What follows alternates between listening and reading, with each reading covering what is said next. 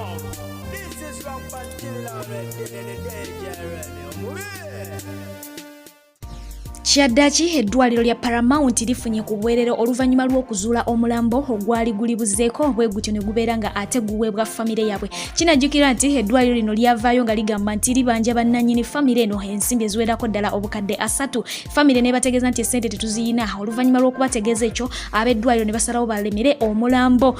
Famire nesigala nga ebanja omulambo gwayo. Naye munange wayitako ebbanga ttono ne batuuka ku nzikiriziganya nga eddwaliro ligamba nti ku bukadde 3 kale mutuweeko obukadde 5 mbusigaze. Famire nesigala ng'egamba nti tetulina wadde 10 kye tubawa, tetulina nsimbi mu kaseera kano ffe mutuwe buwi mulambo gwaffe. Wabula ate eddwaliro ligenda okunoonya omulambo nga wamma gwe tegubangayo. Kino nno kyaviirako famire okubanga yeecwancwana ne bategeeza nti ogwaffe mujja kuguleeta. Wayiseeko ebbanga ettonotono bwe gutyo omulambo ate ne guzuuka era nga bwe gutyo guweereddwa famire yaagwo olunaku olwaleero. Kufifijja kw'oli ate nga ngamba nti okola kyamaanyi nnyo nnyini ddala. Olunaku olwaleero omukyala abadde amanyiddwa nga Hajati Aisha Nakasujja ono nga yabadde owa Aloisha Organic Natural Habo. Omukyalo ono naye asise munange bw'atyo Mungu amuyise gyali n'amujjula mu bulamu bw'ensi eno. Omwoyo gwe Mungu agulamuze kisa ate nga mu kaseera ke kamu n'omukulu ono abadde amanyiddwa nga Abdul Hakim Lubega ngono yabadde president wa Uganda Muslim Lawyers Association naye kigambibwa okuba nti afudde olunaku olwaleero. Omwoyo gwe naye Mungu agulamuze ekisa. Bangi bakyagenda mu maaso okubanga ate bafiira ddala embeera yo bw'etyo bweyimiridde. Wabula nga wenjogera ab'ekibiina kya NUP bavuddeyo ne bagenda mu maaso okubanga ate bapostinga munnaabwe amanyiddwa nga Shamimu nga kigambibwa nti ono yaweereddwa obutwa era nga ali mu ddwaliro apooca na mbeera si nnungi n'akamu n'akatono ddala. Yeetaaga essaala eziwererako ddala. Mukadde ke kamu ebifaananyi bigenda mu maaso okubanga ate bitambula ku social media okuva mu nsonda ez'eggwanga lya Uganda nga byoleka bannayuganda ab'enjawulo abaddusibwa mu ddwaliro nga batwalibwa mu bigaali ne wheelbarrows okubanga ate bafuna obujjanjabi. Kino nno kyongedde okubanga kitiisa bannayuganda okuba nti ensi ennamba oba eggwanga eddamba libulamu ambulance eziyinza okubanga ate zitaasa ku bulamu bw'abantu abafaananako bwe bati. Lengera ambulance ye Uganda. Aba ambulance amna Uganda wapa bannange. Lengera amna Uganda wapa.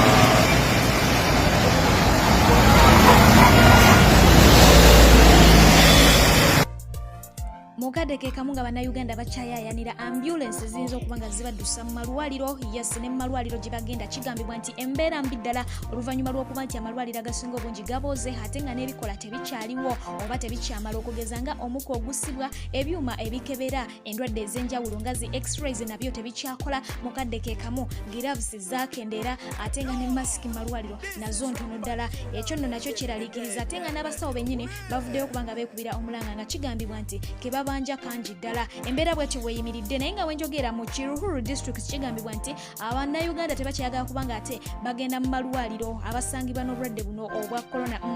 Tebakyayagala kubanga ate beeyuna malwaliro wabula nga bano basazeewo okubanga beeyuna bamunyeenya nsasi oba bamutuula ku ngo bayita abasawo abaganda basobole okubanga ate babayambako okulwanyisa ekirwadde ekyo. Nga bwe tukyateeka Uganda yatumusala ye omubaka omulonde owa Kyaddondo East amanyiddwa nga Nkunyinje Mawada yagambibwa okuba nti akwatiddwa ku nkya ya leero era nga amukutte essimu mulala ye DPC Wakasangati poliisi namukutte n'amugalira oluvannyuma lw'okuba nti asangiddwa ng'agenda mu maaso okudistributinga ebintu ebiyinza okuyambako abantu okulwanyisa akalwadde kano okugeza nga watering cans era nga kigambibwa nti abadde ne masks nga nazo agenda mu maaso n'okuba nga azigaba gattako sanitizer ebintu ebifaananako bwe bityo. Wabula ng'ono agombeddwamu obwala takkiriziddwa kubanga ate mission ye agimaliriza bw'atyo n'abeera nga atwalibwa ku poliisi e Kasangati aggalirwe oba naggalirwa. Mu kaseera ke kamu yo mukulu amanyiddwa nga Honorable James Mubirungu ono agenda maaso okubanga ate aggaliddwa e Makindye mu military barracks. Wabula nga kigambibwa nti aweereddwa ennaku 14 ne banne abalala okubanga ate bajja okejjeera. So kati katuzinde ziggweyo tulabe ate kinava eruyi eyo. Omukulu amanyiddwa nga Robert Kyagulanyi Ssentamu muyite Bobi Wine olunaku olwaleero agenze maaso okubanga ate asiima bannayuganda mu diaspora basically abali mu Boston abali mu struggle era ngo ono atuddemukko nabo ne bawayamu era nga ategeezezza nti boogedde bingi kubikwatagana ne struggle wabula nga ategeezezza nti struggle gye bagenda okuba nga balwana oba struggle gye tugenda maaso okuba nga tulwana si ya kulwana mu Uganda yokka wabula n'okulwana mu nsi zino endala zonna tusobole okuba nga tulaba nti embeera eno eya nakyemalira egenda maaso okuba nga ate eggwawo wabula ngono agenze mu maaso okutegeeza nti asiimye nnyo okulaba nti abantu bano wadde ng'embeera tebadde nnungi n'akamu n'akatono ddala tebavanga ku mulamwa bakyalina omwoyo ogw'okusigala obumu n'okulwanirira eddembe lyabwe ekintu ekyo akisiimye nnyo akisiimidde ddala. Abakyala n'abaami kambanjulire Sheikh Musa Sinani omulombi w'eddwa ng'onaavumula n'okutangira endwadde ez'enjawulo omuli amajinni ebisiraane bakuba onoonya mulimo mukyala oba mwami weetaaga mukisa olina olutwe n'ebirala bingi nnyo gwamwetaaze musange wankulu ku kisaawe oba mukubire ku nnamba y'essimu 0752 95 4317 oba omuweereze ka message ku WhatsApp 0782 79 49 22 ye Sheikh Musa Sinani tosubwa yangu wawonyezebwe. Embeera yo bwekyo bweyimiridde eruyi eyo songa ate okuddako esaidi eno Semaka yagenze mu maaso kubanga ate ava mu mbeera n'akaaba bambi amaziga ne gamuyitamu oluvannyuma lw'abaziga okuvaayo ne babeera nga basaanyawo emmere ye mu biseera bino ebya COVID nga bambi omuntu talina kyalya wabula ngono yeebuuziza ebibuuzo bingi kiki kyagenda okuba nga ate awa famire ye lwaki mwogerera kamukulekere omwewulirireko ate naawe munange olaba ensonga ye kamba sibulire wano atakuumira mpeera abankuumire nsigadde nze PJ the News Anka musule bulunje mbagala nnyo mweraba. Mere ngeno lava nodira muogono banaye tunulyo olabe n'emmere y'omuntu maama.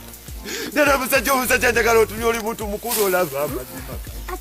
Bana bagenda kulya kibano. Tunulya famire gyenina maama. Tunulya mwana wange oli omuto. Tunulya bana bange bano. Bange mu mmere yange. N'okukyalo kati omwana ogenda kumuwaaki ono. Ogenda muwaaki. Ogenda kola otya. Mwe kansala. Muli bantu bakulu ku kyalo kuno. Wewe! Mama! Wewe! Sirina! Njakuza omuntu. Sirina! Bandi tutemmere yange. Bandi koze ekirala. Jajja wange maama. Kitange omwagalwa. Nyanzi. Baba ina kyabanja ayogere. Ne okudda ku mmere y'omuntu n'ogikola bw'otyo mu famire nga bwefaana. Batugamba juzi teri kulibonyaabonya abantu. N'obu n'atema emmere bw'ati. N'atema emmere yaffe. Tukoze eki? Newankubadde kati bw'otta omuntu nga baga nti gundi yafudde. Mwe mbatematemera obwereere. Kati omuntu ng'oli bw'akoledde kino. Bannange mulabe nammwe muli baana. Omuntu n'ojja n'osaba emmere y'omuntu bw'oti ekiro. N'ogikola bw'oti emmere eno entogotinye ekikokyamo kino. Kibaddeko emmere yenkana weeno. Gitunuulira ogirabe. Ojirisa famire yo paka. Ngono bwali byonna bwabadde ng'ali bwati tomanti bagenze omuntu.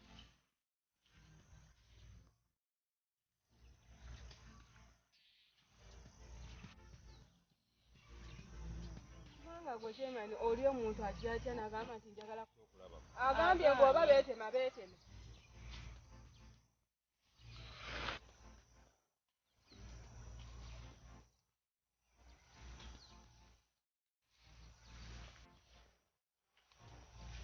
Kati kyemani oli wa kyemani wange kazi mbadde nayiga oli okutabaganya abantu.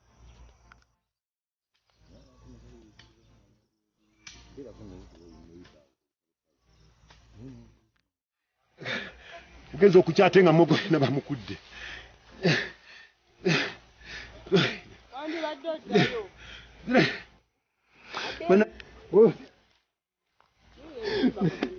Twagala Museveni atuyambe ku bantu bano.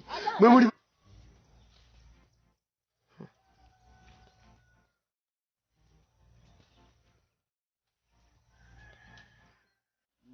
nemubuuza ku nsonga ezikwatagana okujenewa agambye nti sirina ku kyemmanyi okujja ku swaidi ng'oŋŋamba bugambi buli kyoŋŋamba ne bagula n'obusoda bakyeyamaanyi abo ne bagamba kabanywemu olw'ekyo kutuyambako nnyo okendeeza COVID.